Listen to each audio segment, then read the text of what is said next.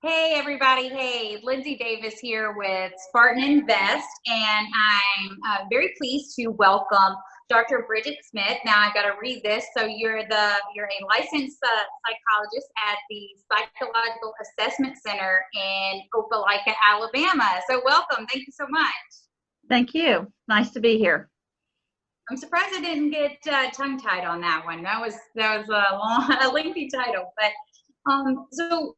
Just to let anybody who's watching this know, after COVID-19 happened, everything shut down, we took the stance of education is just the best thing that we could possibly do to anyone visiting our site, anybody interested in investing, is that right now in just a world of uncertainty, information is the most powerful thing that we could provide. So that's what we've been doing, is just a string of interviews from lenders, closing attorneys, restaurant owners, home builders, and Dr. Smith's here today to talk to us about just kind of the effects on that COVID has had with children's families, and maybe some advice on what we could do, future issues, all things like that. So just tell us a little bit about yourself, Dr. Smith, if you don't mind.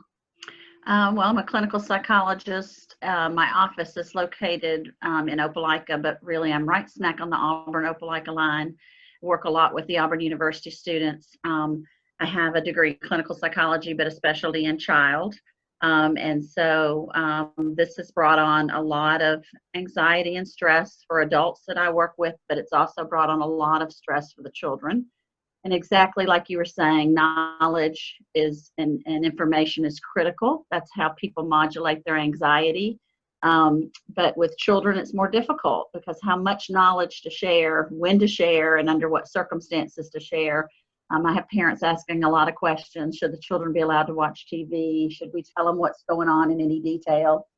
And of course, the answer always is, it depends.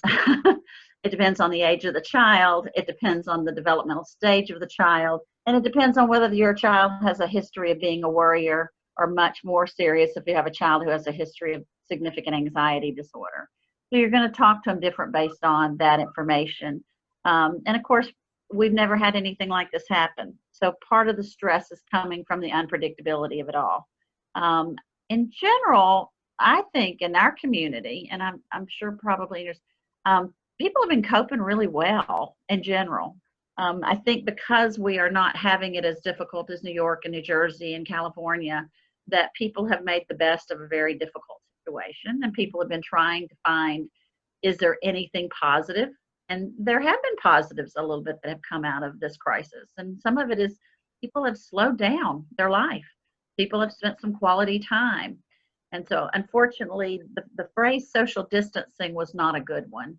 We were physically distancing. We really don't need to be socially distancing. We need to be able to socialize through our social media and our computers. But I think it's wonderful that you are doing this. I think it's an asset for anybody when we can talk about what's going on with us.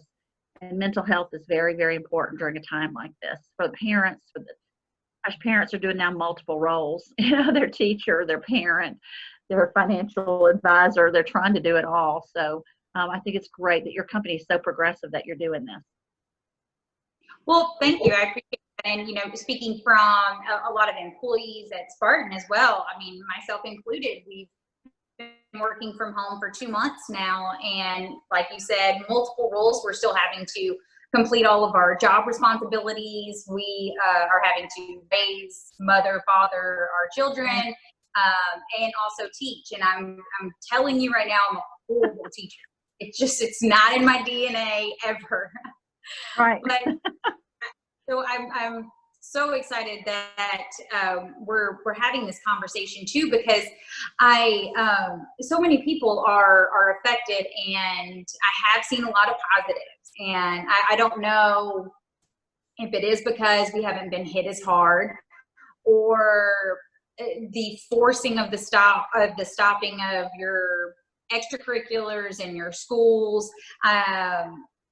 Just from personal experience, we were going to school all day long, then it was baseball, t-ball, dance, basketball. I mean, it's constant till the kids go to bed. And so something comes in, it's like, hey, look, you can't go anywhere. You have to stay here. Kind of forced everybody to stop. So yeah, I got to know my neighbors a lot better. That's definitely a positive.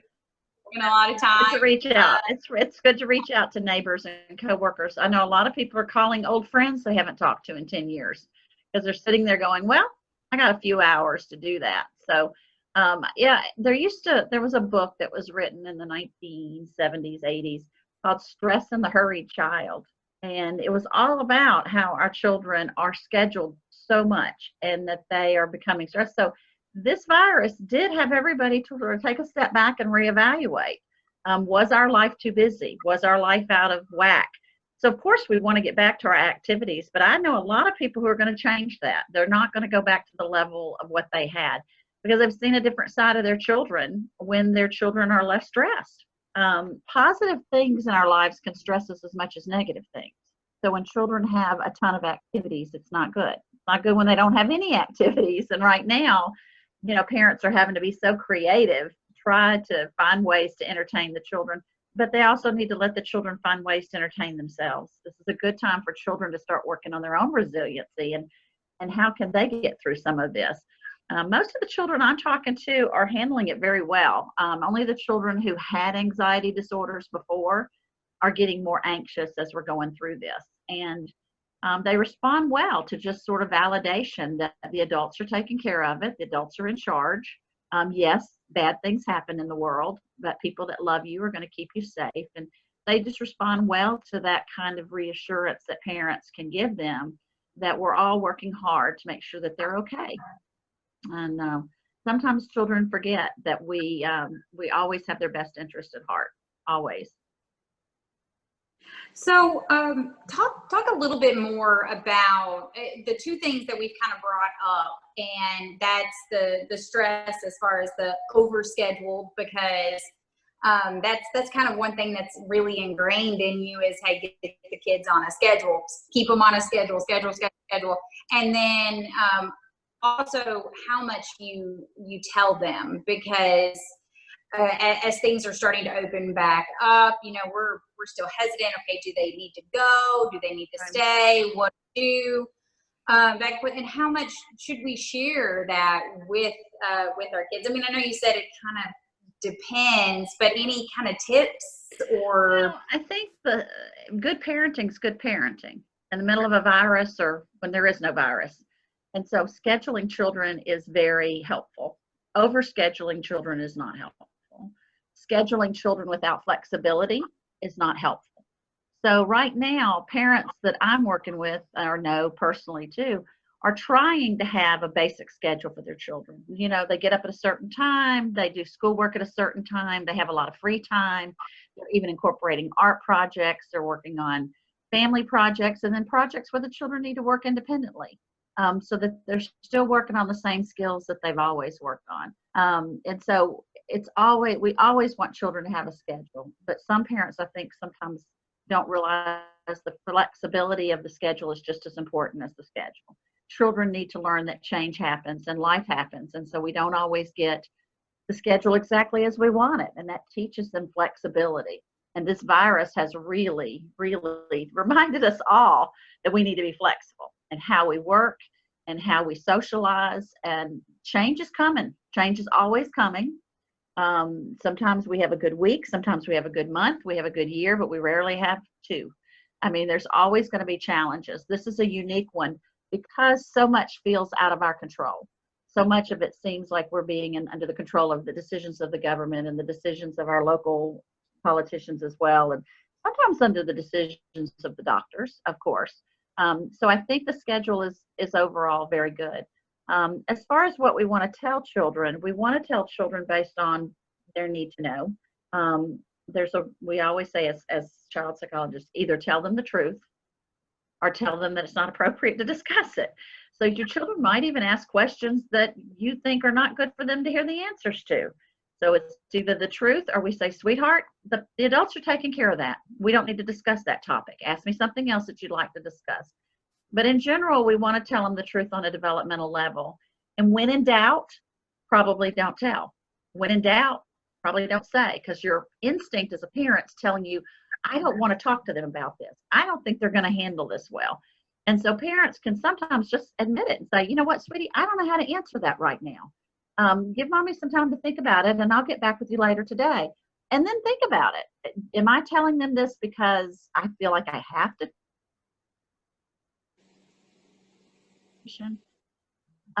Different age children and different intellectual curiosities. I mean, there's some teenagers right now that could tell you everything that's going on and what's going on in the news. There's some teenagers who haven't a clue, except that they know they're out of school. So their personality has a lot to do with what you're going to tell them. And we never know what's going to make children feel better, but we know when we say it, because we can tell their anxiety goes down almost immediately. I was talking to a little girl that's prone to anxiety, and we had a great session, but I didn't say anything till towards the end. And I could see it in her body that her stress level went down. And I said, what's going on? She said, I just needed to be told how smart our doctors are. And that was one of the things I had told her. I said, you live in a safe community. Your mother loves you. She's protecting you. And as we were talking, I said, and you know what? We have really smart doctors. And when I said that, her body language changed. And she said, we do, don't we? I said, many would say we have the smartest in the world. And they're working so hard to keep us safe. And I just trust them. I just trust that they're going to do what they need to do. So I really can't worry because I don't understand all of this. And I said, and I don't really think you ought to try to understand all of it. You should just trust that the adults are going to help you. And kind of like the Mr. Rogers quote, keep looking for the helpers because they're out there. And children, if they feel that they've got some adults, whether it be parents, teachers, doctors, who have this under control, or as much control as that we can, that gives them peace of mind. And that's what we're looking for. We're not looking to tell them there's no way anybody's going to get sick, because that would be a lie. But we're telling them that everybody's working hard and that they're loved and that we're keeping them as safe as possible. And that usually gives them peace of mind and calms down their fears and anxieties a lot. I mean, that's phenomenal to hear. I honestly, I could just listen to you go on about that. Just having 3 kids myself, is there anything that parents should maybe look for in children that maybe, personalities are different? One child may ask a million questions and then one may not, and kind of keeping it all in. So the parents kind of like, hey, the less they know, the better. Is there anything that parents could look for as we continue down the uncertainty road? Well, I think, parents know their children, of course, better than anybody. So you know which child's a worrier. You know which child's not. You know which child's your risk taker. And so I think intuitively parents need to trust their judgment on who needs more hugs, who needs more get outside and go ride your bike and quit whining. I mean, we know which child needs us to sort of say, get on with this, which child needs to lay in our bed with us a little bit longer. We intuitively know that. We shouldn't think all children need the same thing, because they don't all need the same thing. But you should certainly be monitoring your worriers. And what you should be monitoring is their sleep, their appetite, crying spells over things they would normally not cry about. Those are the kinds of symptoms that show that children are actively distressed.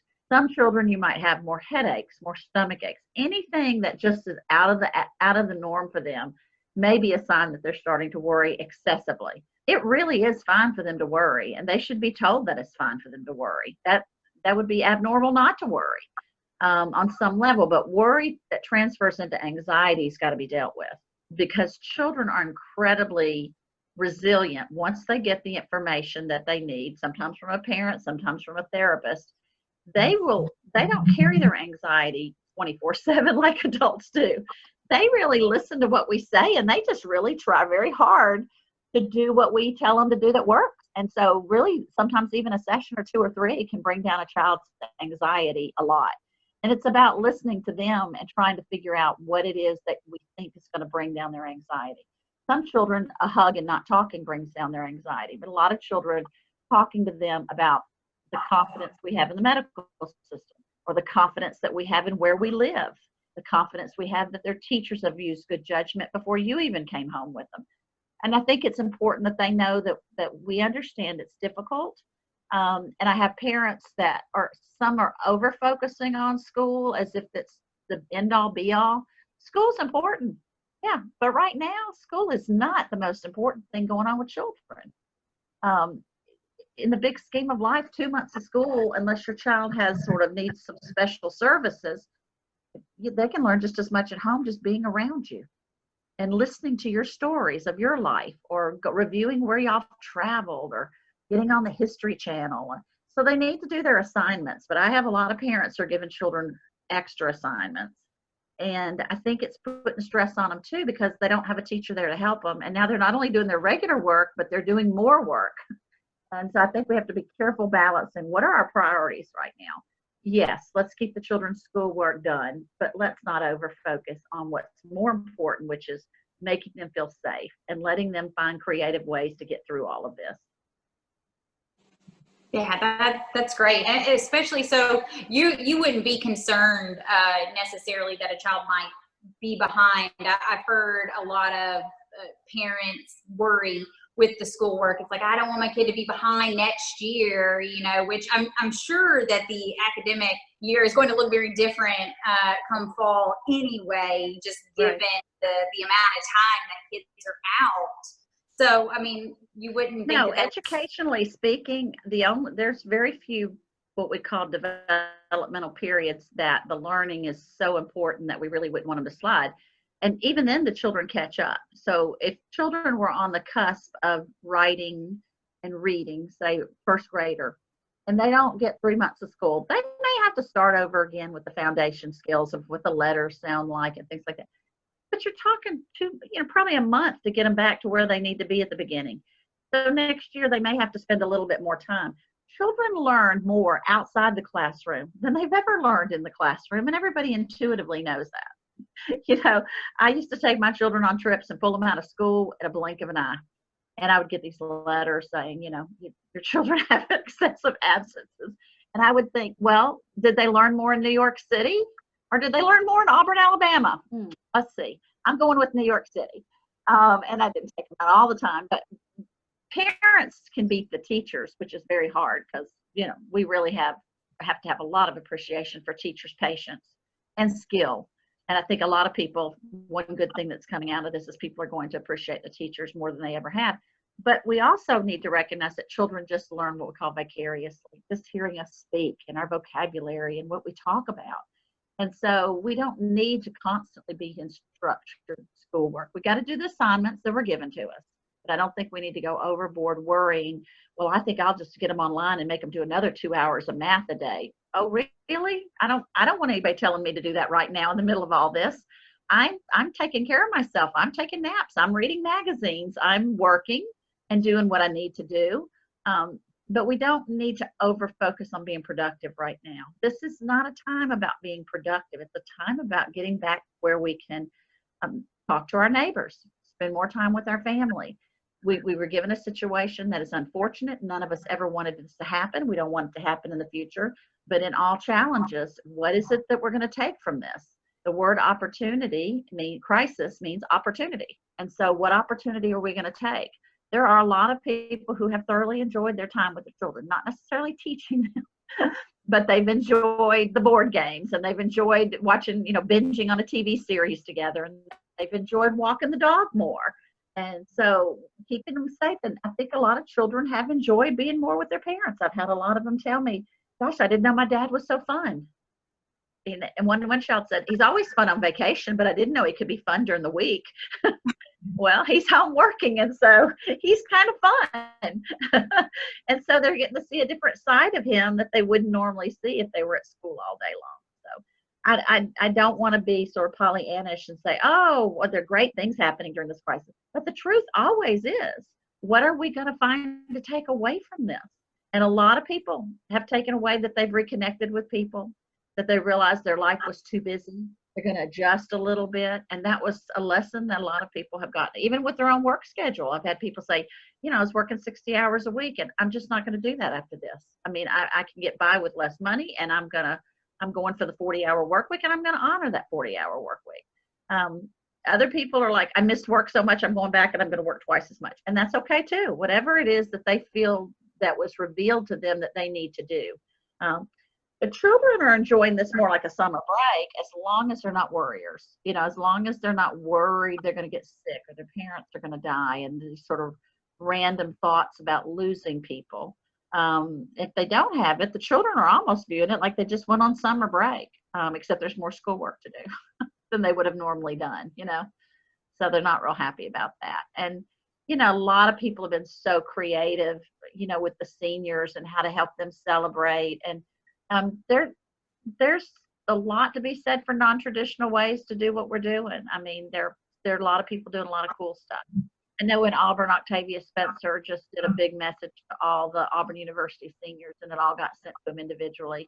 Well, 20 years from now, would you rather sit there and have a boring graduation, or was it cool that Octavia Spencer and Bo Jackson sent you a message telling you congratulations? I don't know which one it'll be, but it'll be unique. It'll be a story to tell people, well, we didn't get to do this, but hey, this happened. We have to find unique ways to love each other and support each other and stay connected with each other. And I think I'm amazed. I mean, I look on Facebook and I'm just so amazed at what some of the people are doing to stay connected to each other right now. Yeah, it really has been moving to see the links that people are going to, Zoom birthday parties. We did one of my daughters, one of her little friends turned 4. So we decorated some signs and did a little parade drive. Nice. Thing, I mean, it's definitely provided all kinds of different opportunities. For families to spend more time together. And I really like what you said as far as not necessarily social distancing. We need to physically distance each other, definitely don't social distance. So I know it's not your area, but I'm curious as far as your opinion goes on parents, saying that, hey, watch the kids and everything like that. But any advice out there for parents during this time, especially as it seems like we're coming out of the end of this. I don't think that it is, seeing that the numbers are increasing. So the adults that I work with are predominantly worried about money. They are perfectly fine with a 2-month or even a 3-month hiatus from work if they have sufficient money. I'm not seeing a lot of stress in those who have enough to make sure. There's a lot of stress and uncertainty over small businesses and people that don't have enough savings to pull it out right now. And so, the government's been somewhat responsive for that, and that's helpful that they've been given stimulus. But I think adults have to talk about it with each other, and they need to be supportive. Some family members are needing to help other family members during this time, and we have to help our neighbors. And so for me, the anxiety with the adults has mostly been about money. And they intuitively know their kids are fine, and they're keeping their kids safe. And so, yeah, they're pulling their hair out when they're teaching, because teaching is a very difficult job. I see children one-on-one or sometimes 2 siblings in a session, and I love it. But I thought, oh my goodness, and I love children. I'm like, ooh, I don't think I want 30 of them in the room with me at one time. It's a challenge. And then for parents who have children who have special needs, or parents who have children who have ADHD, whatever it is, ooh, that can be a very challenging time, because the teacher's already figured out how to work through all that, but you've not had to do the cognitive work with them, so that can be difficult. People are being more intimate in some ways, and they're also getting on each other's nerves in some ways, And so I think for the adults that realize that it really is okay to go in your room and close the door. It really is okay to say to our spouse, even though they're like, oh, watch this movie. And, I just want some time alone. I just want 2 hours to myself. And if the children in crisis, come get me. And if not, I need 2 hours here, because there's almost this assumption that we're supposed to all be together when we're in the house. And most of us have a big enough house that we can go in at least a room and close the door and have some quiet time for ourselves. And husbands and wives, there's a lot of joking about how they're getting along, but the truth is, it is a very stressful thing to be together that much. Most of our personalities are not where we want to be with our spouse this much. It's right on top of each other. So little things that you kind of just, know are quirky about them, all of a sudden now are not quirky, they're irritating. And so we definitely have to take some time to ourselves. And I know you probably saw that that Facebook joke about the friend comes in and says, "Where's Bill?" And she says, "Oh, he's in the backyard." And she goes, "I didn't see him." She said, "Well, you have to look a little deeper down." And so implying she had, killed her husband. But so there's been a lot of jokes about who's going to survive this. But the truth is, we're all going to survive it. And if you have a good marriage, you're going to have a good marriage when it's over. If you have a rocky marriage, it's going to be a rocky marriage when it's over. We have to have boundaries, and we have to have time to ourselves, and we have to be able to trade off to our partners with the children. And so those that don't have very egalitarian marriages are feeling a lot more stressed than those who have egalitarian marriages, because if a partner's not helping, you're outnumbered. For you have 3 children. And so, you're outnumbered. But if you have somebody helping you, it makes a big difference that you can take care of yourself. I'm amazed, and I loved how many people are out walking their dog. I mean, I can drive home from work tonight and I'll probably see 30 people walking their dog, and whole families biking and walking dogs. And so we have to get outside. We have to get some fresh air. We can't stay inside all the time. And we have to practice a lot of patience with people who in our family that see the world differently or act differently. And sometimes that's our spouse. So it can be challenging. It can definitely be challenging. Oh, thank you so much for coming on and talking about that. I know it's been one thing that's been weighing on a lot of parents' minds. Are my kids going to be behind? Do I need to do more, less? And talking about the flexibility in schedules, until you said that totally clicked, because we have to be flexible. You have to be flexible in everyday life. So why would we keep that for children?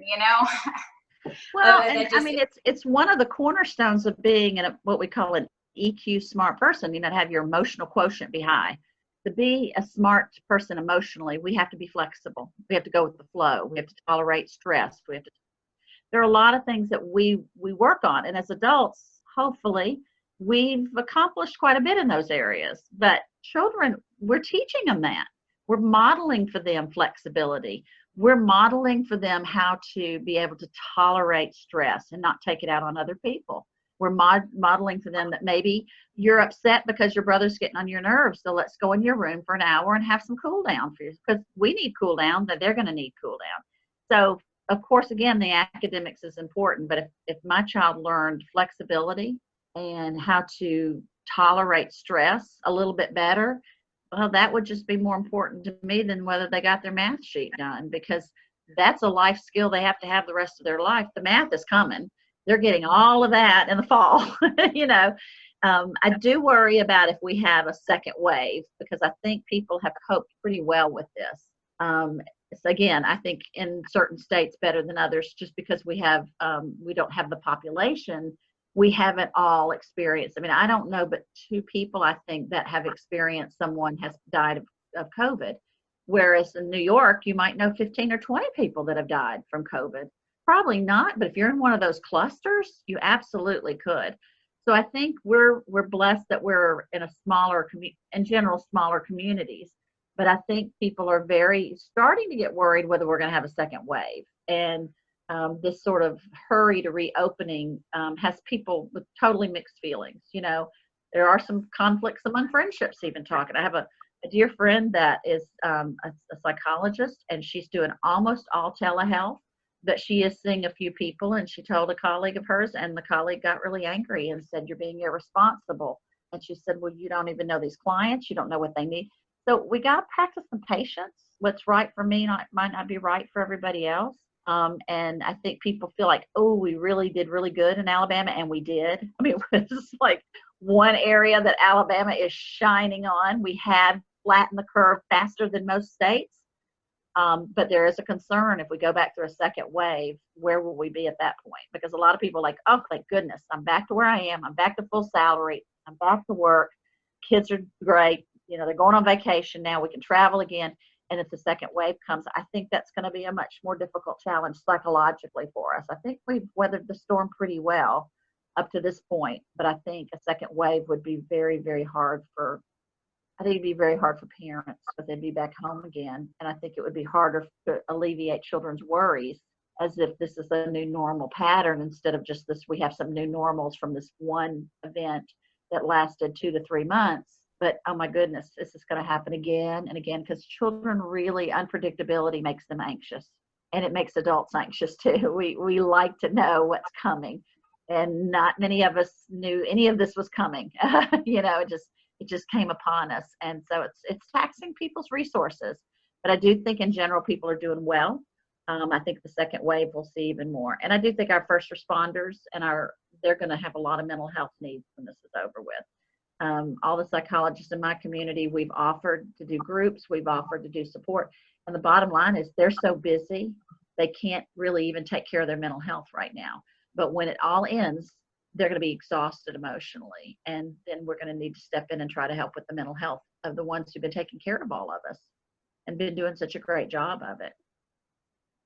Yeah, I can't agree with you more that the people out there that are staying away from their children and their spouses to take care of those that are sick. I mean, they are truly, truly, truly the heroes of this situation. And I agree, we can unpack for hours about a potential second wave and what that might cause. And unfortunately, if that does happen, then you and I may be able to speak again as far as some more advice for parents for their children. But yeah, no, kudos to Alabama for flattening that curve as quickly as we did. If that's one thing that you can say, and I don't know if it's because it's just a great state or the Southern mentality, but coming together as a community is one thing that Alabamians do very, very well. So I think that has a lot to do with it, knowing that our actions could potentially hurt our neighbor. It's something that we're just going to change our actions. I agree. So, I think it is. I think we've benefited from that. We're not as populated, and I don't think we're qualitatively different than the other people. But there is a difference, a subtle difference in how we view our neighbors, and we do tend to be more relationship focused when it comes to that. And so most of us do know our neighbors. Some of us better than others. Some of us just know to wave. But we do feel that we have a community, and most of our neighborhoods are neighborhoods. They're parts of the country people aren't living in neighborhoods. So they're living in huge complexes, or even maybe out west, they're living with 10 miles from their next neighbor, and they see them and everything. But I do think the South in general has handled this very well because of that commitment to each other. And it is definitely there. But I do think right now, we've got to be worried, because we've handled it well, we seem to be the ones who want to kind of get back to normal faster. And I hope we don't try to get back to normal. There is no normal. It's all new normals. I like that phrase. There's going to be a lot of new normals after this. And some of them are going to be very good. And there's going to be changes that are going to be very healthy for the world, because people are now opening their eyes up to some things. One of the things that I know that from a psychological standpoint that's beneficial, that we've had to go through all of this, is that Americans by nature, psychologically, we're short-term focused. We're active-oriented people. It came from the multitude of our history. We act, and that's what people like about Americans. We act quickly, we act strongly, but we're short-term. We are not good people as collective people at delaying gratification. And what this pandemic has said is we have to look at long-term too. We can't just look at short-term. But that's really not our DNA. If a politician gets up there and says, I'm sorry, I'm going to have to increase taxes because, we have to prepare. There could be another pandemic in the next 20 years. People are going to be like, well, there's a hole in my highway. I mean, fix that first. And so it's just not the American way to kind of think 30 years ahead. And this has taught us we better think 30 years ahead. It's also taught us to appreciate human beings in every walk of life. Because truly, some of the people that we don't think twice about are the ones that are keeping us going right now. The people who are bringing out food to the curb. And I think everybody has a whole new appreciation, kind of the Forrest Gump mentality. Everybody is of great value and everybody has something to offer. And I think that respect level, a lot of people say the virus didn't have any discrimination. It went across every SES group, every race, every religion. And so it did remind us of our basic humanity. And psychologically, that just encourages us to be kinder to people. And I think I've just seen tremendous amount of kindness through all of this. So I'm hoping that continues, that we have a little more compassion and a little more empathy for people, especially those who are our hard frontline workers, for sure. Dr. Smith, I mean, that was so well said. I completely agree. The compassion that we've seen from organizations and just individuals across the board has been really, really moving. And so thank you so much. I really appreciate it. Hope we don't have to talk again if something else happens, but if we do, I'll look forward to it. So thank you so much for coming on. I really, really appreciate it. It was nice to meet you, and best of luck to all of you and your staff. Thank you so much. You too. Thanks. Bye. Have a good one.